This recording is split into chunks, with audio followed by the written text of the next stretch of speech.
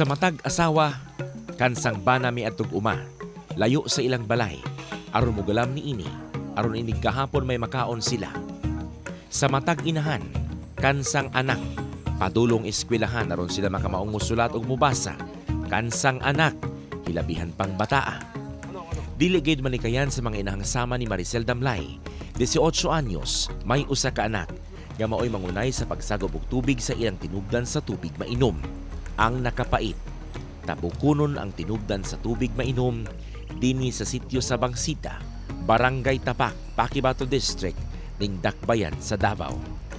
Langoyon niya ang Davao River, bit-bit ang iyang walay unod na container.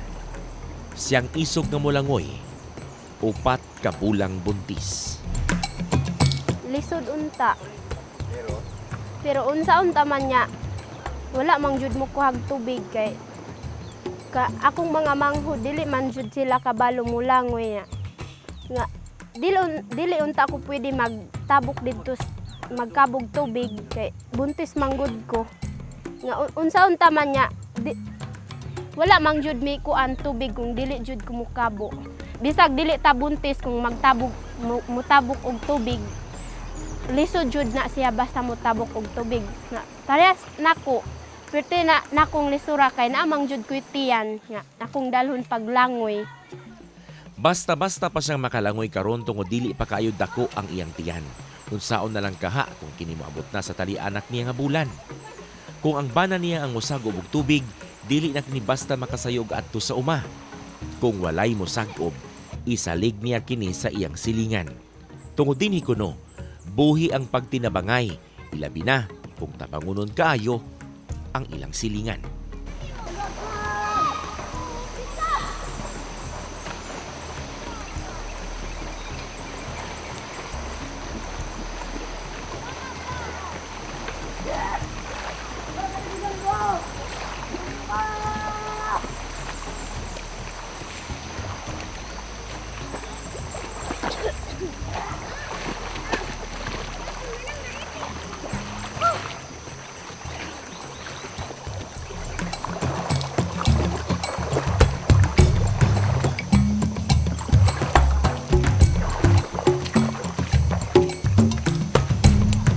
Kay maglisod man kung maginhawa kay murag bugat akong tiyan nga napa koy galon nga bitbiton.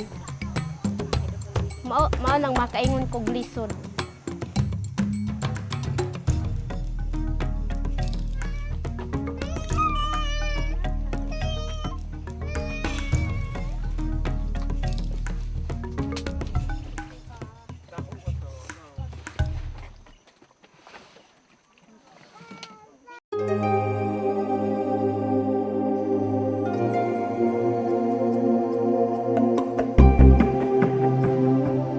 Mitabok ako sa Davao River uban sa batanong si John Bukas, grade 5, naa sa 15 anyos ang panuigon. Bit-bit namo ang container nga kasudlan sa ilang tubig mainom. Musinati ako kung unsa bagyod kalisod ang mulangoy sa pikas bahin sa Davao River aron lamang makakuhag tubig mainom. Aron kuno dili ako mubug atog samot samtang mopalutaw na sa tubig, angay nga hukasan ko kini og sanina aron lawas ko lamang ang akong sagubangon. Makatabang sa among paglangoy ang container. Makapaanod pa kami sa taas-taas nga minuto. Dihang duol na kami sa tinubdan sa tubig, mipaspas na kami sa paglangoy. Hangtod na nakagunit na kami sa mga hait nga bato. Ug nahunong kami sa tinubdan. Dinhi misaka kami aron mosagob na og tubig. Gilinuan una namo ang container. Dayon, gisag-uban na. Taod-taod nga pagsagob namo, mabati ko gayud ang kakapoy ug hangak. Dugay ako naka-recover sa natural nako nga gininhawaan. Lisod gyud tinuod kontrahon ang tubig nga kusog ang current ug hilabihan pang tugnawa. Unang milukso aron makatabok mao kining si John. Dayon, misunod ako. Misamot kalisod tungod bugat na ang akong bitbit na container. Dili na nako siya maalsa pa ibabaw tungod dili na makaya sa akong kusog. Gani, bisan ako, naglisod gayod nga daling makalahos sa pikas bahin sa sapa.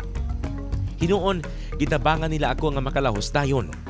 Ang sitio leader dinhi nga si James Dakaw, daling miresponde sa akong giagian aron makagunit ako sa inner tube aron ako makabarog dayon. Nakalahos man ako, pero dili ko gayud ikalimtan nga kung nadugay lang yun kong tabok o walay mitabang kanako, basin gianod na ako palayo dinhi sa Sabangsita.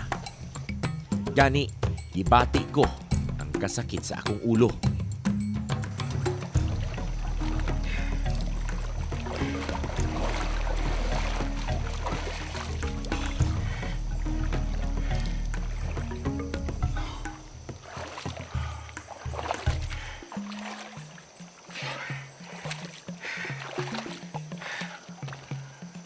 Inani ka dako sa kalbaryo sa mga residente sa Sabangsita para makakuha og tubig mainom. Kay sa ato nakita kaganiha, layo tag panukaran para makaabot lang ta diri sa ilahagabanan og tubig. Nya nahanglan na sakripisyo sa paglangoy. Importante nga ang mga residente kabalo silang mulangoy. So delikado para sa mga bata kung ugaling sila ang suguon pagkuha sa mga tubig. Kani atong gilangoy karon himabaw ra ni. Dunay mga higayon nga kuha sila og tubig nga baha siya. So maabot po ang higayon nga katong kuhaanan sa tubig wala na siya, di na siya makita tungod sa kataas sa tubig kung magbaha. So ang ginabuhat sa uban kung dana sila interior, magsakay sila sa salbabida. Pero kung wala, hulaton nila ang kakusgon aning galon nga wa pay unod padulong diha, ug ang kakusgon pud aning galon padulong sa ilahang paghawas. Kita ninyo nga hanga kaayo pagkuha sa tubig. Isa ka galon pa lang ni, isa ka container pa lang ni. Ang nahitabo manggod ang ilahang tubo sa una mulahos gyud ni dinhi. Pero tungod sa sagunson nga mga pagbaha, ang ilahang tubo giputol raw sab sa tubig sa Davao River. So ato na ning dalon sa balay nga nanginahanglan sa tubig mainom. Uy kayo.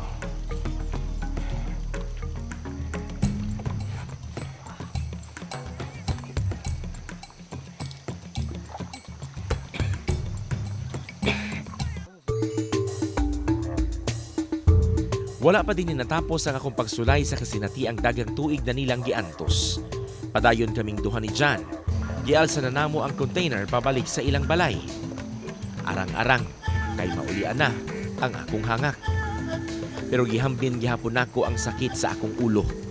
Sige kog paabot nga mawala ang sakit, pero nadugagan pa kinig kauhaw sa akong tutunlan.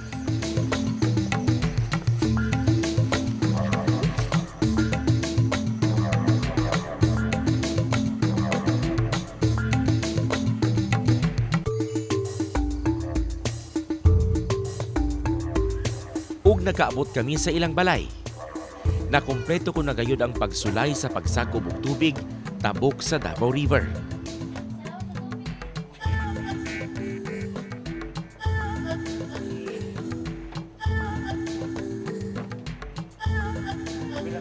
Sa akong pakikinabi sa batanong si John, nasulti niya kanako kasi bisan kinsa kuno nga motabok sa Davao River nga may bit-bit nga tubig ug makiglumbaan ay pasasulog sa tubig, maluya gayod kuno ug musakit gayod ang ulo. Abi na kog ako lang ang nakabati sa pagsakit sa ulo. Bisan di ay gani siya. Siya nga anad na sa mong buluhaton kada adlaw. Makabati man gani sa akong gibati. Kanako, usa lamang ka container ang gibitbit. Unsa na lang kaha siya nga katulo sa usa ka adlaw mo sag-ob. Wa pay labot sa gidaganon sa container nga iyang balik-balik og sag-ob. Langoy gyud ta nga paingon dito sa tubig nga mainom. Nagpila man kagalon imong pagmulangoy ka kausa, pila kagalon imong dalhon dito ka sa karon. Pwede isa ra. Pwede isa duha. Ando, duha? Oo. Duha kay nato kadagko. Oh, pwede po. Kaya nimo? Kaya ran sir.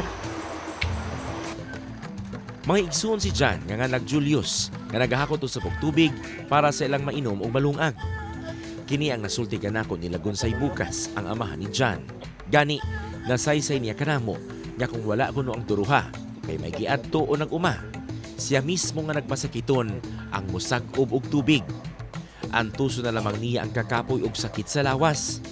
Tungod sa pag-antos kuno sa pagkuhag tubig mainom, mas masumpayan pa ang iyang kinabuhi.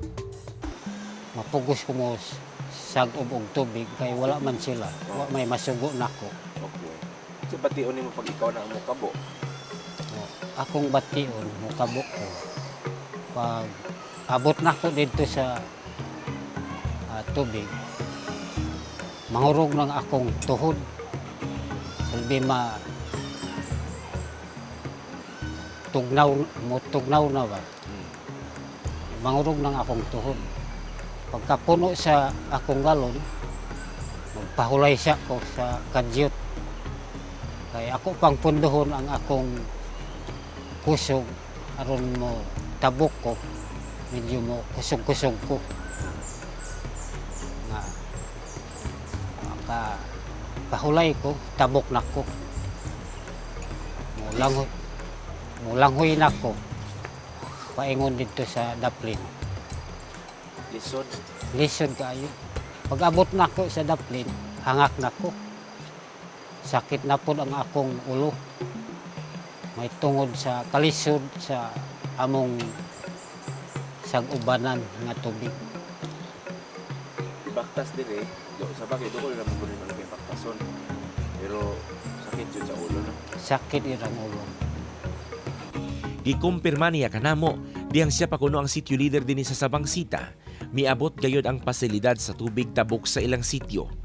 May tubo kuno nga mitabok gikan sa pikas bahin padulong sa sitio site din may tampagani kuno. So, ako pa may sitio leader sa una. Nabutangan sa hose kanang among tubig diha. Pagka bagyo, doon na may kahoy nga maanod mo silbi mo kuan ang kahoy makatindog kun bagyo di malangkat na tong among gipalatayan og hose mautong na anod ng hose na mo na pagkaanod nagaguan tami naglanghoy-langhoy pinaagi sa magkuha mig tubig dito sa tabok. Dugay na. May laing mihatag kanila og tubo apan gibugto gihapon kini sa tubig. Busa, kinahanglan gayud silang mulangoy aron makakuhag tubig mainom. Apan, alang sa ubang mga tao nga dili na makaantos sama sa pag-antos sa mga nagpabilin og puyo dinhi, namalhin na sila. Kini ang gibutyag kanako ni James Takaw, ang sitio leader dinhi. Kini sa Bangsita. Mga 60 ka pamilya ang namuyo dire. Pero tungod sa kalisod sa tubig, lisod ang pagkabo, tuwing naman gid sa tabok sa Davao River. So, ang 21 ka pamilya na nasa Pigalungan ang uban ug dito sa balinasad sa laing nga lugar kanang pag kuan nila nga di na kinahanglan nga matabok pa sa Davao River. Kaya ang ilang ikabalak-an ay kasagarang nga masugo sa pagkabo kanang mga ilang anak, 10 anyos palangoyon paingon sa tabok para lang gid makakuha sa tubig. Ug tungod kay nabalak ka sila nga maanod ang ilang anak, so mihawa na lang sila diri sa Bangsita. Niadto sila sa safety nga lugar nga dili na kinahanglan nga mulangoy pa para makuha sa tubig.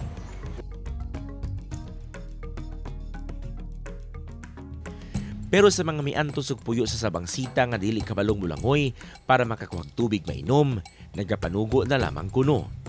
Hinuon ang mga tao man kuno dinhi matinabangon gayud. Pero mao lagi pud na kung walay masugo, walay mainom nga tubig. Ang dili gyud ka kamaong mo langoy, so manugon na lang sa lain para lang gyud makakabo. Unya, ug gamit gyud mig interior sa maning dako nga tubig. Kay lalong Ay, interior. unay interior. Nga manguha mi kanang kawayan nga amo lang gunitan para lang yun makaabot ni sa tabok nga kuhanan ng tubig. Kay kung di mi makakuha tubig sa tabok kay kadto ra man gyud ang limpyo nga tubig nga kuhanan. Mainom unya magamit pud sa pagluto. Pero may laing source sa tubig kuno silang nakuha dinhi kadtong sigig bundak ang ulan. Ug nahimutang kini ibabaw lamang sa ilang sitio site, dili kaayo layo. Usa sa mga pamaagi nga paswertehay lamang ang mga taga Sabangsita sa pagkuhag tubig gawas sa tubig nga ilang makuha dito sa tabok kung ugaling delikado na gyud kaayo kung mutabok pa sila. Kung ugaling kuno mag-ulan, gipangandaman na lamang nila daan ang posibleng tigumon nga mga tubig gikan ning bukira dinhi sa ilahang sitio. Busa doon na sila'y tubo nga nakakonektagi kan dito sa may kalugutan nga bahin sa mao nga bukid ila kining kanaog padulong dinhi o dinhi na sila posibleng mga bo sa ilahang kining panghugas og mga plato, pang sagol sa bugas, pang usahay daw pang inom. Pero mao lagi na dunay nahitabo nga insidente dinhi nga dihang nikuha sila tubig mainom kaning source sa tubig dito sa ibabaw, doon ay pipila kanila ng gipang kalibanga. Pero maulap po lagi nga kung muulan, daghag tubig.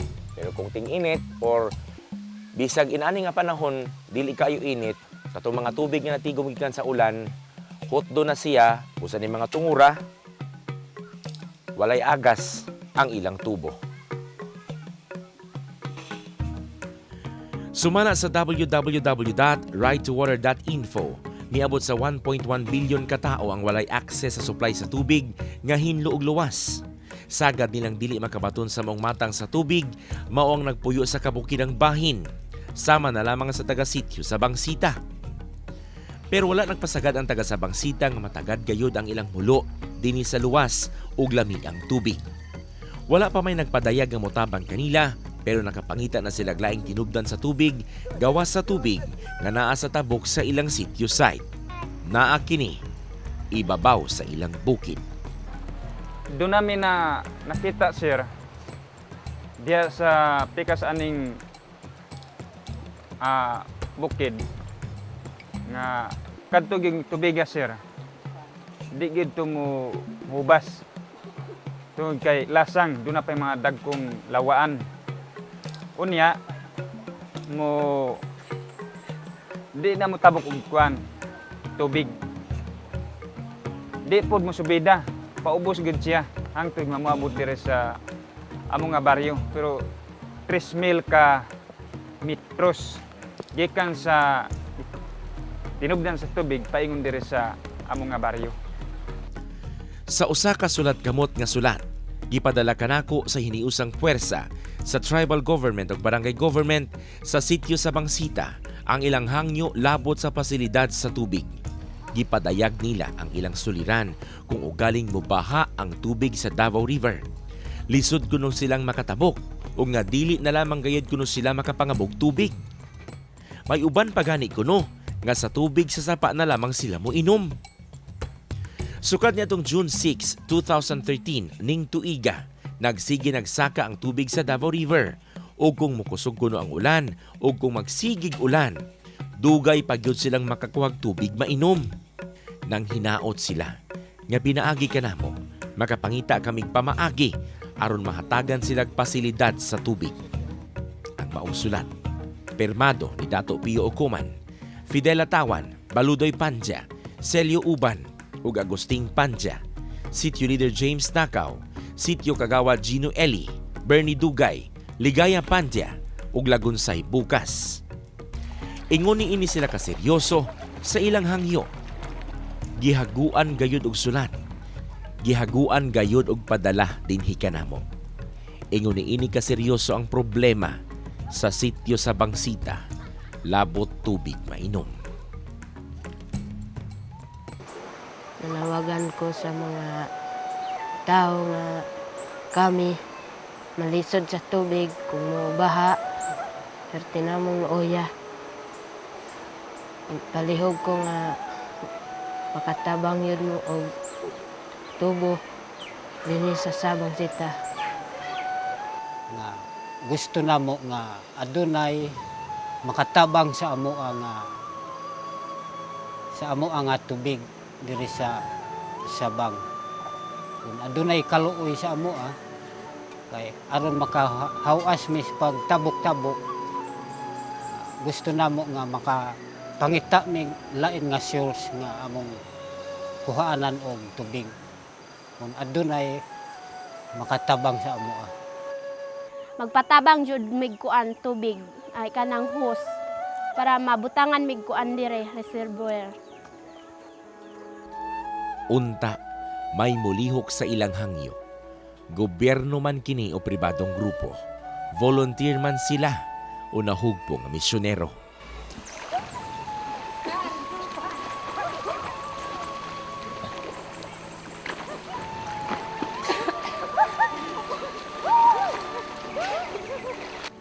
Kay silang nanawagan, nagpadaya gayot nga ikadelikado nilang mga bata, nilang mga buntis, nilang mga masakiton, nilang mga dili makamaong mulangoy, ang pagkuhag tubig sa tubig tabukon.